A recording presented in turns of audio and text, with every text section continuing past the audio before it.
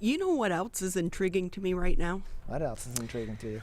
Politics. Oh, yeah, always.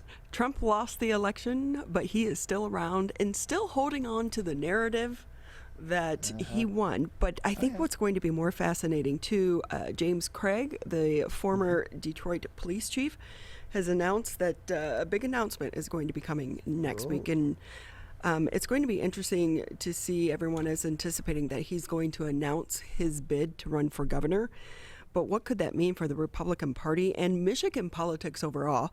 Let's bring in our good friend Dave Dulio. He's a professor of political science and the director of the Center for Civic Engagement over at Oakland University.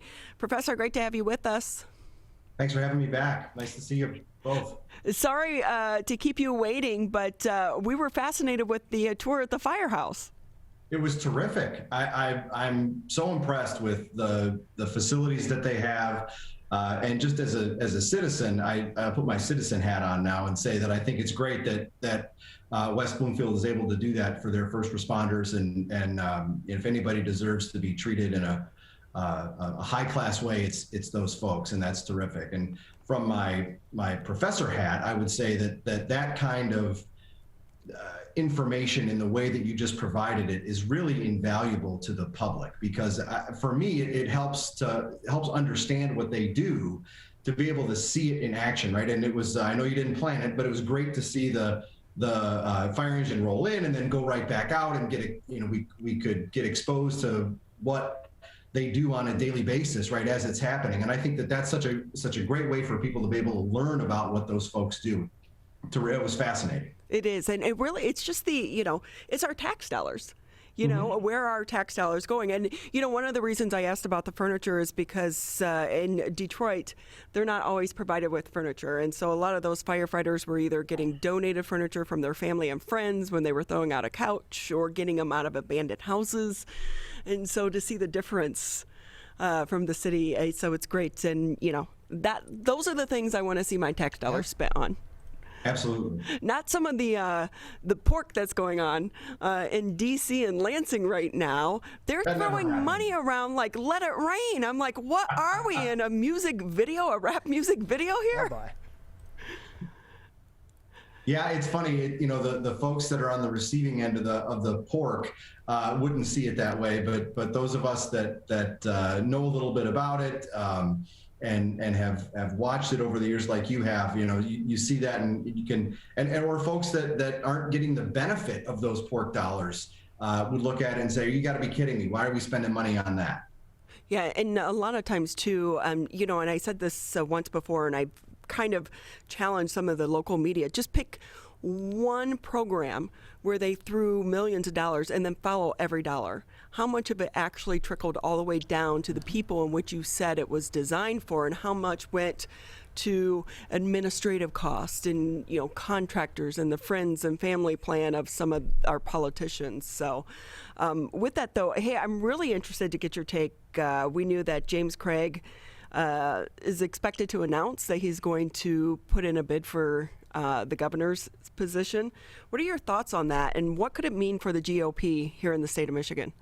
Well, I think the announcement that's supposed to be coming next week, the only surprise would be if he said he wasn't running for governor, right? I think that's so true. Yeah. Everybody's expecting it. I think it's been the lead up to this has been at least as I see it, maybe this is the cynic in me, right? But it's been choreographed and orchestrated, and that's not a criticism. That's just a fact, and I think that speaks to a already well-organized campaign, a well-organized effort to launch this candidacy in the most advantageous way possible for Chief Craig, former Chief Craig, if he does throw his hat in the ring. I think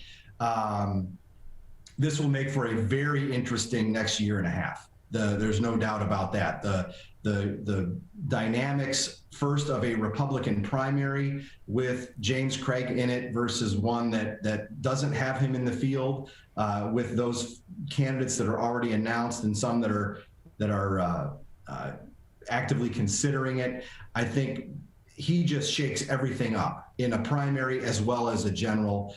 I think that this could really be a game changer for the Republicans in Michigan.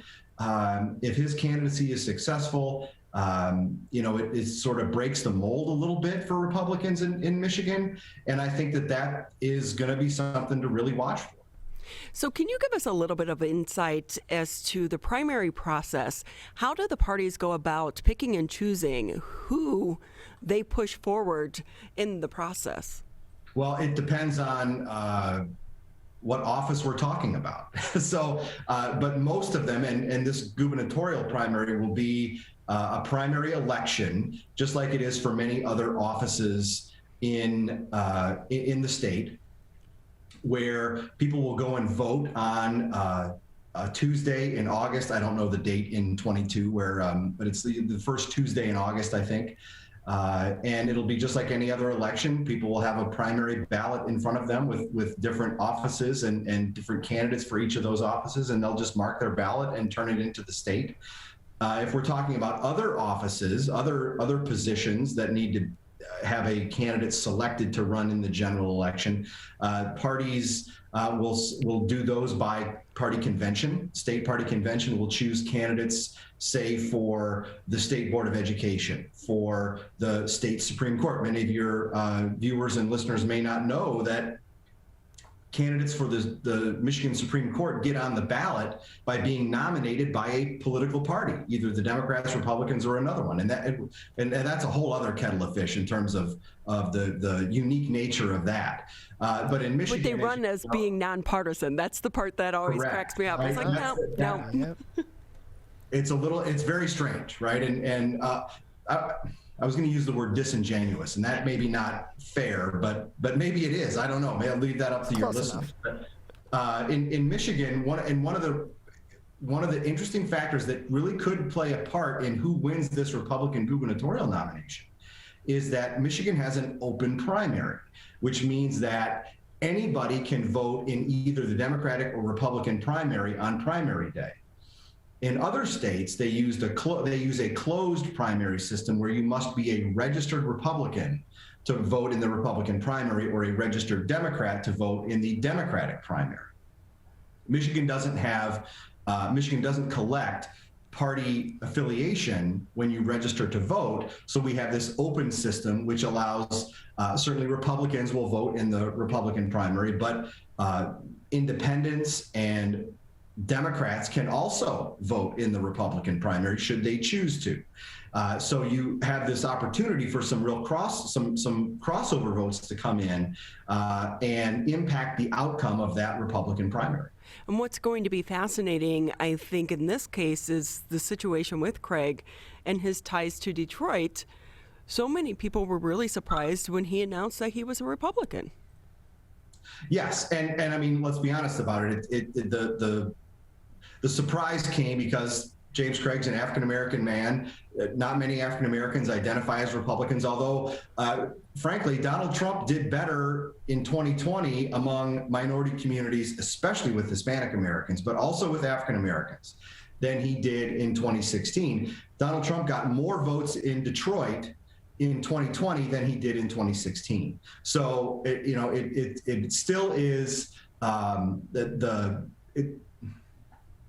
it's not what we expect, but it's not to say that it never happens. And I think that this is why, that is one of the reasons that James Craig can shake up this race. You're listening to 89.3 WBLD Orchard Lake, 88.1 WBFH Bloomfield Hills. And if we can kind of piggyback on that too, how careful does Craig have to be when trying to align himself with Trump? Or does he distance himself? Because you can't write it in the middle. Right. Ronnie, I think that's the $1 million question for not just James Craig, but many Republican candidates across the country.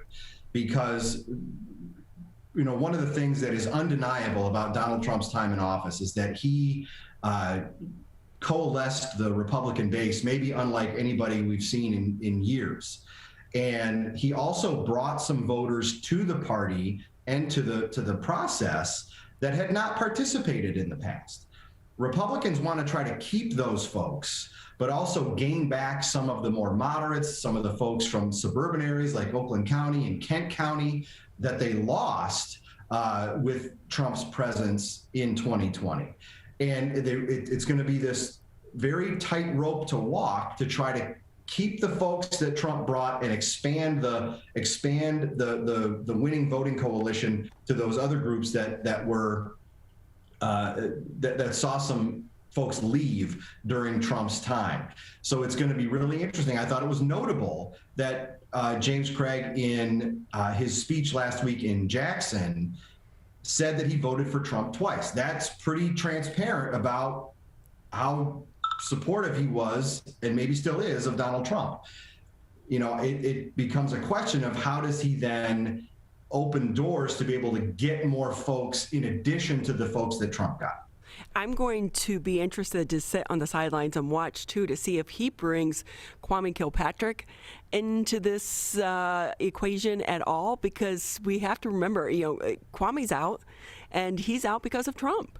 And he still has a huge support group in the city of Detroit. He does, and that's one of those strategic decisions that can make or break a candidacy. And I think that's going to be, you're right, I think it's something to watch. There are many of these decisions, as you know, throughout a campaign, where you can either continue your maybe an ascending trajectory, or you can ruin your chances.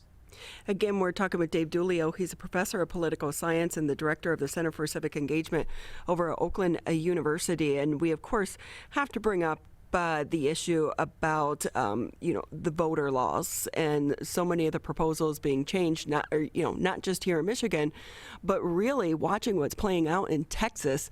I feel like I'm watching a reality show.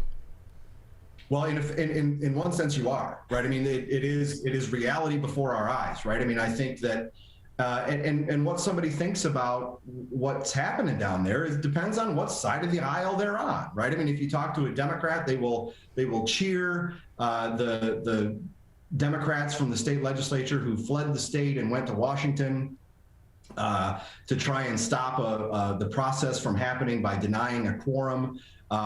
If you talk to Republicans down there, they'd probably say, well, Democrats are trying to stifle democracy by not showing up for work, right? So we're in such a divided, polarized time that any issue is going to be divided simply by the lens through which you're looking at that particular issue.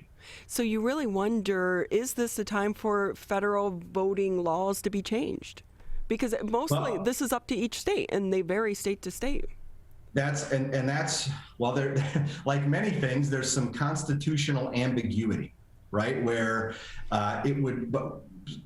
reasonable people could read the U.S. Constitution as saying that, on the one hand, elections are clearly left to the states. But there is some language in there, time, manner, and place language that Congress has control over, or arguably has control over.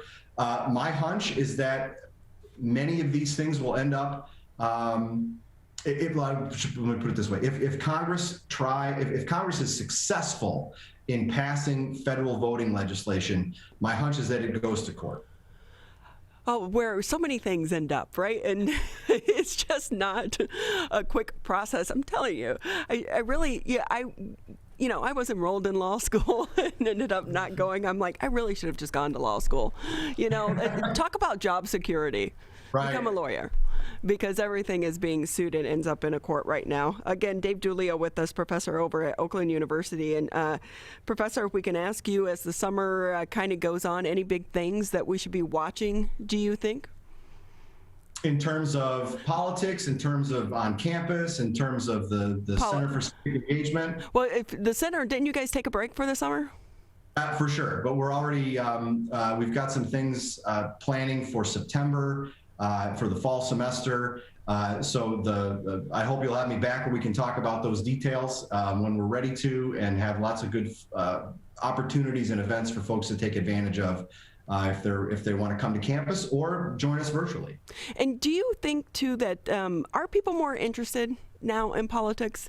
To me, I find it fascinating. I almost kind of miss the old Detroit City Council days. It was like a show. Every time you went, you never knew what was going to happen. And then under Duggan, it's just been like, it's not worth watching. I think some people would look at that as a positive, right? Where sometimes boring politics is good politics, at least from the citizen perspective, right? I think that's a really interesting question, and my gut tells me that people who were interested in politics are more interested. They are following it more closely. They are doing more reading. They're doing more consuming of information.